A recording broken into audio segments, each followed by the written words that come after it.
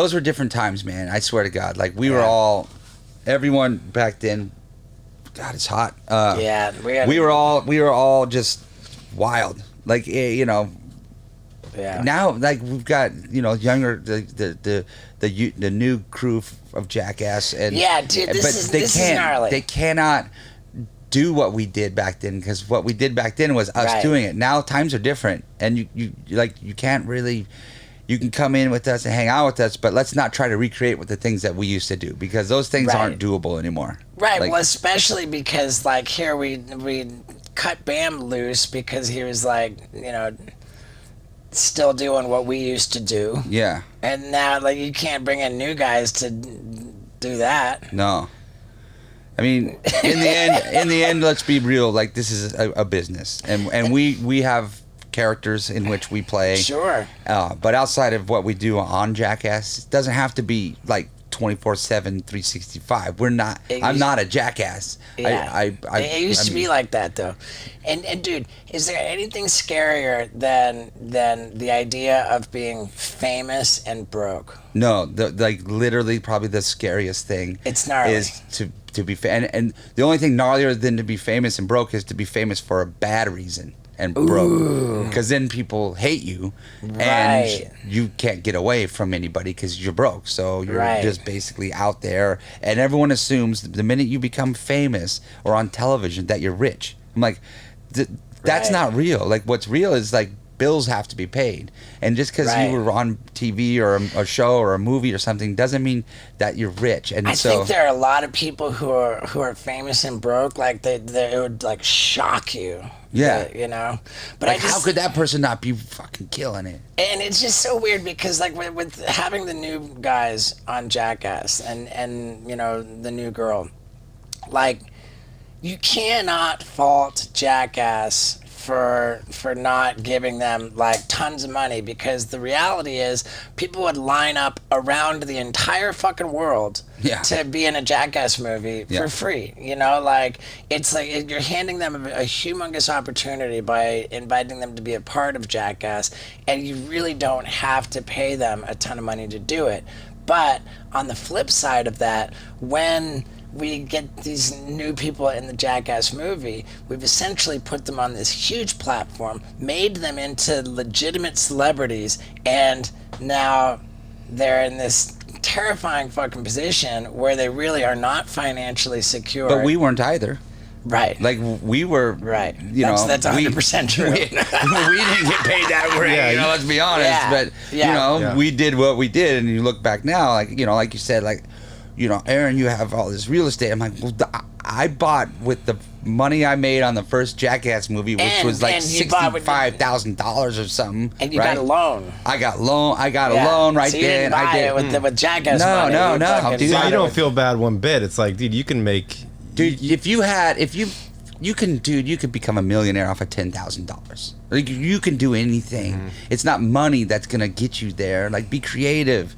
Like, it does help to have money, obviously, and people might say, well, you know, you had an opportunity, and, like, plenty of people have opportunities and still blow it, and plenty of people don't have opportunity and make it. So I remember when we were filming the TV show, there was, like, I was so $400 a skit. Dude, I got $400. I got $200 if it was a prank or like a gag, and $500 if it was, like, fucking life and limb. Yeah, no doubt. Like, and then sometimes at the first season, it was that if it didn't air, you didn't get paid. And then after that, it changed. We all got paid. Yeah, after that second season, it was per episode. Yeah. But dude, when we were filming that first season, I was so fucking broke, dead broke, because all my money, whenever I got money, I owed it to the cocaine dealer. Oh god! And so, like, well, you had credit with the cocaine dealer? Yeah, dude. I had credit, and whenever I got paid, I had to fucking buy the coke I already fucking did. But we're filming this. So we're going to, like, some bullshit fast food place to eat, or you know, and I'm like, hey, you know, like, can you guys fucking, you know, get me, like, a fucking Happy Meal or something? You know? And they said to me, like, you didn't get any footage today. Oh my God! You didn't get any footage today. Yeah, Like, so you're not working. I mean, so dude, They'll get you soda water. no, I mean, dude, we will not feed you because you didn't get any footage today. was this last week? They're like, dude, maybe that'll motivate you to step up and fucking get some fucking footage tomorrow. It's a rough business, dude. It's like gnarly. Hollywood this is a rough business. You make such a valid point because we got paid nothing. Yeah. And we were fucking big stars. Dude. Yeah, instantly, just poof. Yeah. So, I mean, anybody that's making like a big chunk of change, especially all at once, you have the opportunity to invest it or do something to then further that money and if you make a choice that you think is a good choice and it turns out being wrong, well, at least you thought it was a good idea, like legit. You thought it through, and it's like, you know, just sometimes Bitcoin goes down to $20,000. Yeah. Let's just be real. Mm-hmm. Okay. I told Danger, I was like, man, I was just buying gold at $19.20 an ounce, and now it's like $17.04. And Danger goes, well, at least you didn't buy Bitcoin at $60,000. But dude, let me tell you this crazy story. Yeah. I had Poopies on the podcast. Yeah. And it was just like completely candid. He says like, my bank account is a negative number. Okay. You know, I'm like beyond broke. Like, you know, and we had much the similar conversation. And it was uncontroversial. But then my buddy Bert Kreischer, huge comedian, he's got this huge podcast. I want to go on his show. He said he was talking about me saying some stuff about the cup test and how he loved it. I can set you up with I'd love to say, Bert, if you're out there. Dude, I got you. Steve-O's got me. All right, I got you.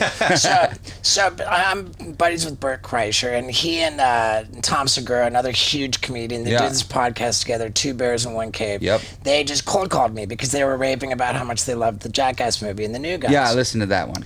So they cold call me. I'm like, you know, like not just caught off guard. I'm like, oh yeah, and they're like, we love the new guys, and I was like, yeah, dude, who doesn't love the new guys? And get this, I just had Poopies on my podcast. He says he's completely fucking broke, can't even put gas in his car, you know. And it was just like whatever, you know, like I wasn't saying it in any kind of you know, disparaging way or like trying to shame anybody. It's just like crazy because here he's this fucking movie star now. But that's the reality of Hollywood. Like I was saying, it's like just because you made it on a show or something doesn't mean you're rich.